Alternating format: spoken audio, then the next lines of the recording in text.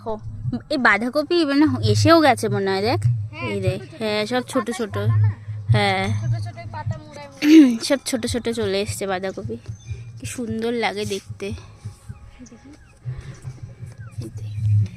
এটা আটকে আছে, এটা বড় হবে, এটা বড়, এটা বড়, এটাতেও এসছে, এইটা আটকায়নি।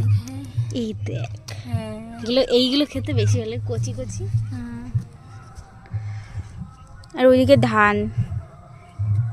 ধানের ইসেগুলো হয়েছে, কি সুন্দর লাগছে। এ দেখো নতুন ধানের ছড়া, কি ভালো লাগছে দেখতে। এই ধান কবে উঠবে? আচ্ছা আচ্ছা, লক্ষ্মী পুজো না কালী পুজো শেষ হলে তারপরে সব, মানে সব পুজো শেষ হবে তারপরে উঠবে? আচ্ছা আচ্ছা, কি সুন্দর লাগছে দেখতে। হ্যাঁ ভালো লাগছে রে, নতুন ধানের ছড়া। ধান পেকে গেছে, হ্যাঁ হ্যাঁ, জলের জন্য।